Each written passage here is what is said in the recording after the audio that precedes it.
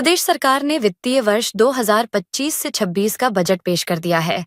इस बार कोई नया कर नहीं लगाया गया और न ही किसी कर की दर बढ़ाई गई, जिससे व्यापारी वर्ग ने राहत की सांस ली। सरकार ने अगले 5 सालों में उद्योगों को 30,000 करोड़ रुपए के इंसेंटिव देने की घोषणा की है। साथ ही 39 नए औद्योगिक क्षेत्र विकसित किए जाएंगे, जिससे 3 लाख से अधिक रोजगार के अवसर मिलेंगे। व्यापारियों का कहना है कि जबलपुर में उद्योगों की कमी के कारण युवाओं को रोजगार के लिए दूसरे शहरों में जाना पड़ता है। बजट में नई योजनाओं पर तो जोर दिया गया, लेकिन पुराने बुनियादी विकास कार्यों की अनदेखी की गई। मध्य प्रदेश का आज बजट आया। मध्य प्रदेश सरकार के इस बजट में उद्योग और व्यापार को बहुत सारी अपेक्षाएं थी कि सरकार ने इतना बड़ा अंतर्राष्ट्रीय औद्योगिक जो है सम्मेलन किया तभी भोपाल में, तो ये आशा थी कि इंडस्ट्रियल इंफ्रास्ट्रक्चर के लिए सरकार पैसा खर्च करेगी ज्यादा। और इस पिछले 3-4 सालों से छोटा व्यापारी उद्योगपति ये बहुत ही जब पूरे मध्य प्रदेश के अंदर बहुत ही उनकी हालत खराब है आर्थिक रूप से, तो ये उम्मीद थी कि बजट में इस तरह के प्रावधान किए जाएंगे, नए इंडस्ट्रियल एरिया बनाए जाएंगे, तो वो प्रावधान सरकार का बजट में देखने नहीं मिला। कोई भी ऐसा बड़ा फंड उद्योग और व्यापार के लिए नहीं है, स्टार्टअप के लिए नहीं है, वुमेन्स एंड एंटरप्रेन्योर्स के लिए कोई विशेष योजनाएं नहीं लाई गई। सरकार का पूरा फोकस बजट का जो चुनावी समय पे की गई घोषणाओं को पूरा करने में सरकार ने लगाया है। सरकार 60,000 करोड़ रुपए घाटे का बजट सरकार ने लाया है, तो सरकार कैसे ये पूरा करेगी ये देखने में योग्य है। और आने वाले समय में जो महंगाई है दिन पे दिन बढ़ती जा रही, इसका भी असर सोसाइटी पे और समाज पे पड़ रहा है। तो आशा है कि सरकार ऐसा कुछ करेगी जिससे कि इंफ्रास्ट्रक्चर औद्योगिक का बढ़े। कहना चाहूंगा कि बंद फैक्ट्रियां जो बंद हैं, जैसे हमने कई इंडस्ट्रियल एरियो में देखा, जैसे 150-200 फैक्ट्रियां, उसमें 25 से 30% फैक्ट्रियां बंद है। तो उन फैक्ट्रियों को मालिकों को बुलाकर बात होनी चाहिए कि आपको इस पर किस चीज का नुकसान हुआ, उनके दुख दर्द को सुन के, उनके किस कारण से नुकसान हुआ उस पर मंथन होके उनको फंडिंग दे के उनको फिर से चालू करने के लिए ऐसी कोई योजना आती तो वो बंद फैक्ट्रियां भी चालू होती और लोगों को रोजगार मिलता, अपने शहर अपने जिले स्तर पे उनको रोजगार मिलता। इस तरीके की कोई घोषणा देखी नहीं गई है। इस पर भी सरकार को जरूर सोचना चाहिए। किस प्रकार से सरकार के द्वारा इस बारी कुछ घोषणाएं की?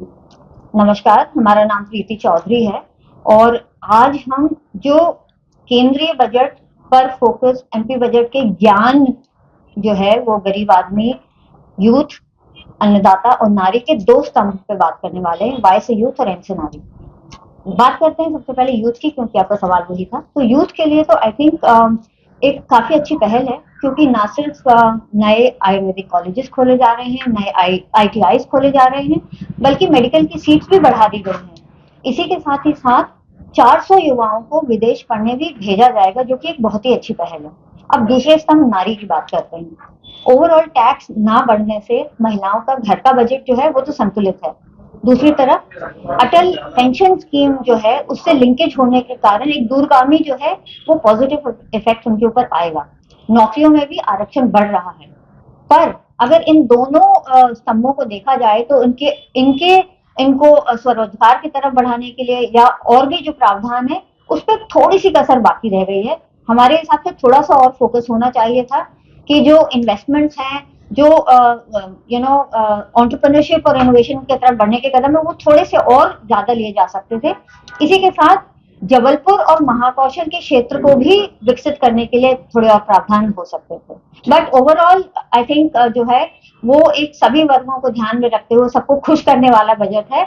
देखिए, मुझे लगता है कि ऐसा महसूस भी होने लगा, मुझे नहीं पूरे ट्रांसपोर्ट जगत को महसूस होने लगा है कि सरकारें ट्रांसपोर्टर्स को कोई व्यवसाय ही नहीं मानती। आप देखिए कि एक जो डीजल के ऊपर उपकर लगाया गया था एक जमाने में अटल बिहारी वाजपेयी जी की सरकार में, 1 रुपया प्रति लीटर सिर्फ सड़कें बनाने के लिए, अब वो बढ़कर मेरे को लगता है कि 17 रुपए तक शायद हो गया है। और उसके बाद भी टोल टैक्स लगाया जा रहा है, उसके बाद भी रोड टैक्स लिया जा रहा है, उसके बाद भी नेशनल परमिट का टैक्स लिया जा रहा है, और उसके बाद भी मध्य प्रदेश के अंदर मैं तो कहूंगा कि जो फ्लाइंग और RTO बैरियर्स बने हैं उसमें किस प्रकार से ट्रक वालों को परेशान किया जा रहा है उसकी खबरें भी लगातार देख रहे हैं। और ना तो वो बैरियर एक बार हटाने की बात हुई कि उसके बाद दोबारा उनको लगा के वही काम फिर से किया जा रहा है। आज सड़कें बना दी गई, अच्छी सड़कें बनाई गई, लेकिन उन पर टोल टैक्स इतना लगा दिया गया कि वो सड़कों के ऊपर से वाहन निकलना मुश्किल हो गया। एक ट्रक जो है लॉन्ग लीड पे चलता है वो 30 हजार रुपया, 40 हजार रुपए महीने का टोल टैक्स दे रहा है। आप विचार करिए कि वो ट्रक कैसे चल पाएगा। इतनी बड़ी उनकी लोन होते हैं, किस्त होती है, उनको इतने बड़े टैक्सेस हैं। डीजल का रेट देखिए आज कहां से कहां जा रहा है, लगातार उसको भी बढ़ाया जा रहा है। मुझे लगता है कि और लगातार चेचिस जो है, ट्रक का चेचिस है, आज अगर सही मायने में ट्रक हमको लेना हो तो वो 40 से 50 लाख रुपए का ट्रक हो गया, 50 से 55 हजार रुपए के एक टायर का पेयर हो गया।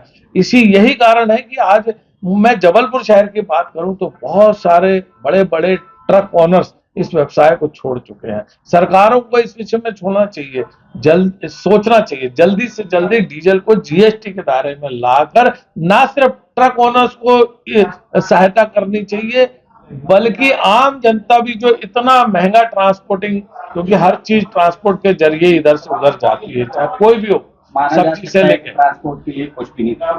सरकारें, मैंने पहले ही बोला, लगता है कि सरकारें इसको अपना व्यवसाय, इसको व्यवसाय ही नहीं मानती, इस पे ध्यान ही नहीं देती। सिर्फ इसको एक दुधारू गाय की तरह माना जाता है कि डीजल में भी ले लो, टोल टैक्स में भी ले लो, नेशनल परमिट में भी ले लो और दूसरे तरीके से भी ले लो।